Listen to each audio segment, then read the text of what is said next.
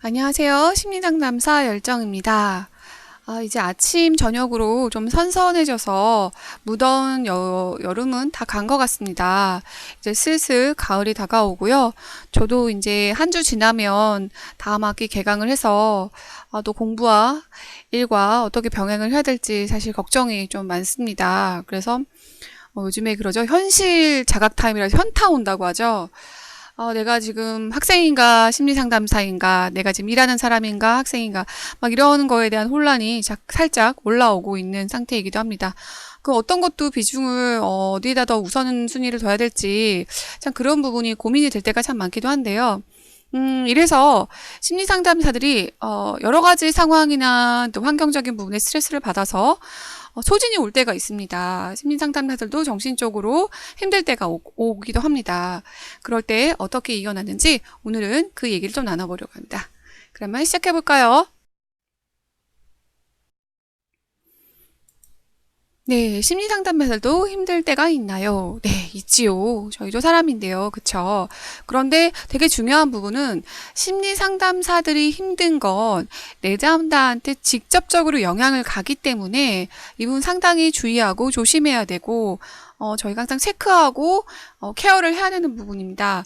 심리상담사들의 소진, 또 자기 돌봄, 이 부분에 대한 주제를 가지고 연구를 하고 있는 분들이 되게 많고요. 이 연구 주제로 논문을 쓰시는 분들도 상당히 많습니다.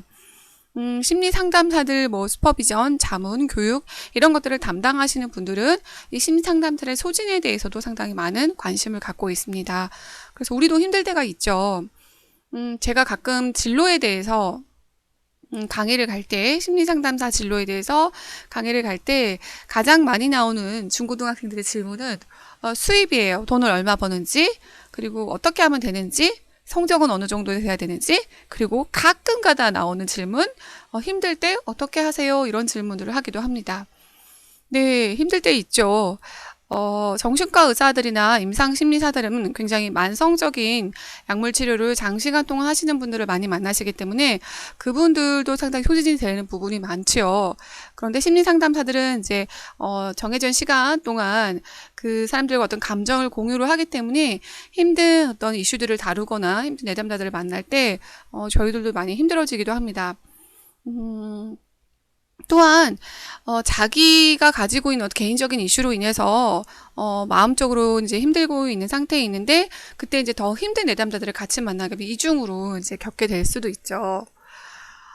이거는 오래 이제 경력이 쌓이고 연륜이 쌓이는 상담자들은 이런 소진도 여러 번 다뤄봤었고 소진이 되게 하는 어떤 내담자와의 역동 그런 심리 상태들도 경험을 해봤기 때문에 연륜이 오래되면 오래될수록 그런 부분에 대한 컨트롤을 잘 할 수 있는 경우도 있지만 스트레스 관리를 잘 못하게 되면 심리 상담사들도 소진이 되고 아주 많은 스트레스에 또 이제 다운이 되는 경우도 있습니다.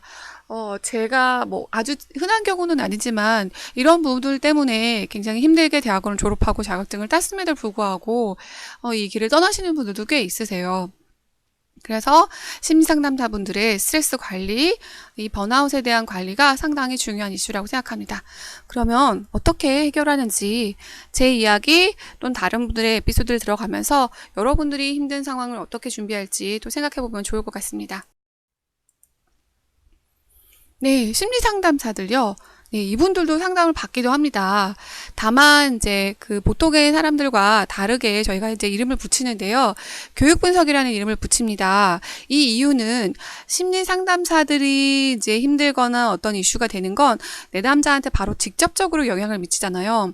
나의 이러한 그 심리적인 내적 이슈와 역동들이 이러이러한 이슈로 인해서 나중에 내담자들에게 이렇게 영향을 미칠 수도 있구나. 이게 나의 이슈구나라고 이해하고 아는 부분이죠. 그래서 교육 분석이라는 이름을 붙이기도 합니다. 저도 재작년 그 겨울부터 작년 초까지 한 4개월 정도 상담을 좀 받았습니다. 개인적으로 소진이 왔다기보다는 그냥 좀 제 자신을 좀 돌아보고 싶다는 생각이 들어서 상담을 받았는데 뭐랄까 저하고 그렇게 아주 코드가 잘 맞는 분은 아니셔서 제가 한 4개월 정도에 이제 스탑을 했어요. 그래서 교육 분석을 받을 때 만약에 내가 조금 사람을 조금 가린다, 모든 사람에게 편안함을 느끼는 사람은 아니다라고 생각을 하면 자기에게 잘 맞는 상담자들을 만나서 상담을 받는 것이 필요하다고 생각을 합니다. 굉장히 또 오랜만에 제가 내담자의 자리에 있어 보니까 내담자분들의 또 마음을 더 많이 이해할 수 있게 됐던 계기가 되는 것 같기도 하고요. 그래서 심리 상담사들의 심리 상담, 상당히 중요한 부분이고, 또 받기도 해야 된다고 생각을 합니다. 상담 그 심리학회에 이제 필기 시험을 보고 나면 실기해서 면접을 보게 되잖아요. 그 면접을 볼 때 교육 분석을 몇 회 누구에게 받았냐라는 질문을 하시기도 하세요. 그래서 이 부분이 되지 않았을 경우에 감점까지는 아니겠지만 그래도 조금 이제 뭐랄까 권유를 하시기도 하시고 해야 된다라고 권장을 하시기도 하십니다.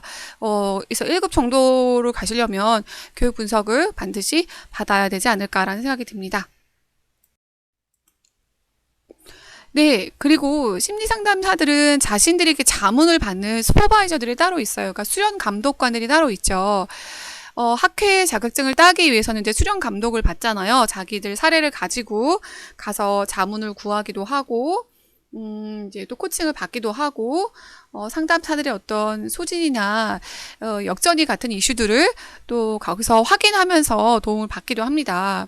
그래서 좋은 슈퍼바이저들을 만나면 그 슈퍼바이저들이 이 심리 상담사들이 겪는 어려움, 힘든 이런 부분을 또 공감을 해주시기도 하시고 그 안에서 일어나는 역전이나 여러 가지 또 이제 이슈들을 봐주시기도 합니다.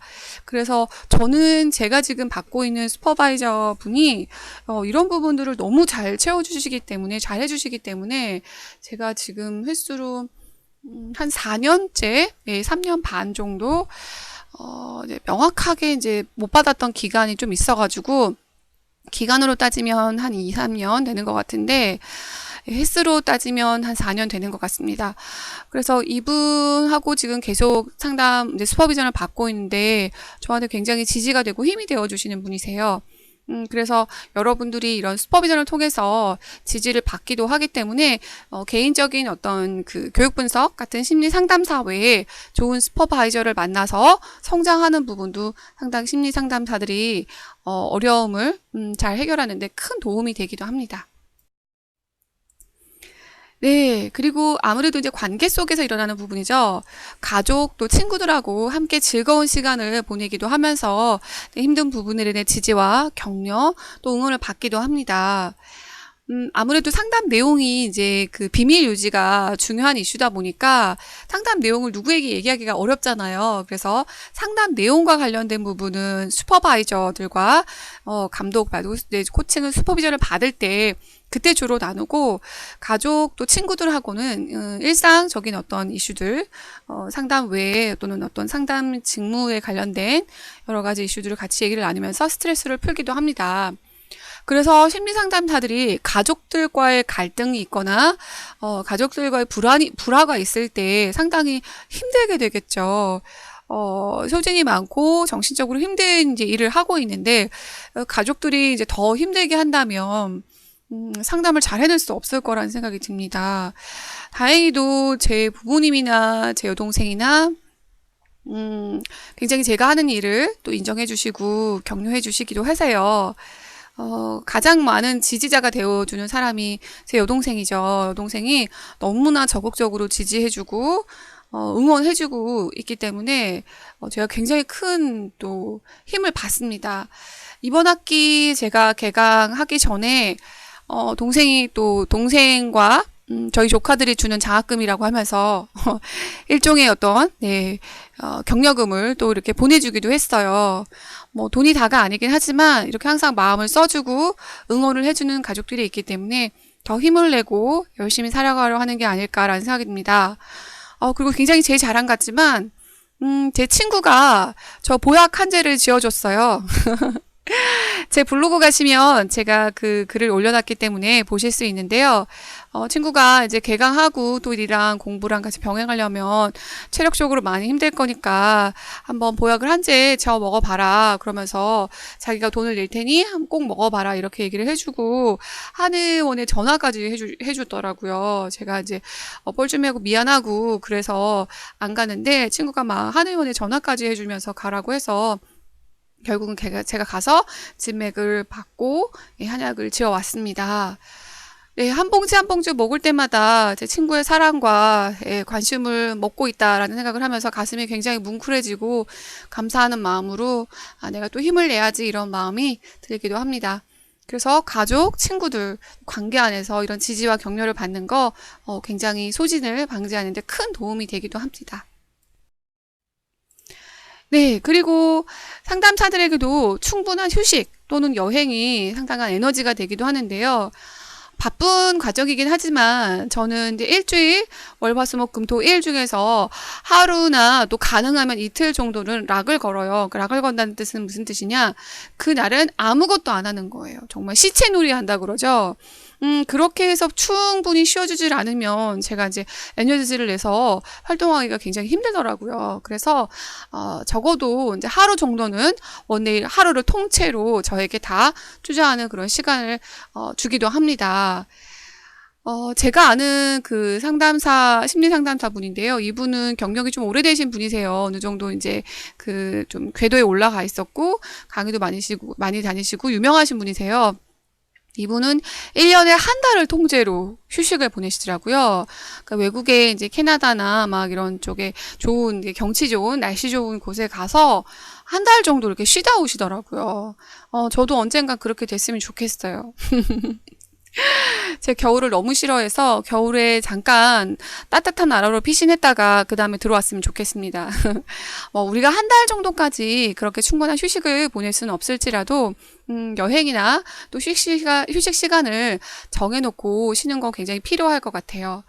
제가 가끔 이렇게 그 심리 상담사들 뿐만이 아니라 내담자들을 만나보면 이 휴식이라는 의미하고 그 죄책감이라는 거하고 같이 이렇게 올라가는 분들 계세요. 같이 떠올리는 분들이 계세요. 그 이유가 뭔가 쉬면 불안하고, 쉬면 안 된다고 생각을 하고, 쉬면 뭔가 도태되고 퇴행하고 내가 이제 사람들보다 뒤처진다라는 생각을 하시기 때문에 그렇게 되시는 경우가 많아요. 그런데 사실 휴식이라는 이유는 에너지 충전이고 다시 힘을 내기 위한 어떤 격려 차원의 어떤 일을 하는 거잖아요. 역할을 하는 거잖아요. 근데 그 시간에 아무것도 안 하고 있다라는 생각을 하시기도 하세요. 아무것도 안 하는 게 에너지 그 충전에 상당히 필요한 부분인데, 그렇죠. 그래서 아무것도 하지 않는 거, 그것이 휴식이라는 거, 나한테 에너지를 다시 주는 거, 보충하는 거, 이런 식으로 생각을 바꾸셔야지 충분한 휴식을 마음 편하게 보낼 수 있을 거라고 생각이 듭니다. 네, 오늘은 심리 상담사들 힘들 때 어떻게 하나요? 라는 데에서 얘기를 나눠봤는데요. 네, 다른 분들과 별반 그렇게 크게 다를 건 없을 것 같죠. 네, 그러나 중요한 건 내가 소진이 온다, 내가 지금 마음 상태가 어떻다, 라는 거를 인식하고 자각하고 그에 맞게 대처를 하는 게 굉장히 중요한 부분이라고 생각을 합니다. 네, 꼭 심리 상담사들 뿐만이 아니라 하더라도 여러분들도 평소에 자기의 어떤 상태를 항상 체크하면서 자신을 좀 바라보고 필요한 휴식이나 또는 에너지, 격려와 지지가 필요하다면 그에 맞는 또 대처를 하셨으면 좋겠습니다. 오늘 상담사의 진로 도움이 되셨다면 구독과 좋아요 꼭 눌러주세요. 감사합니다.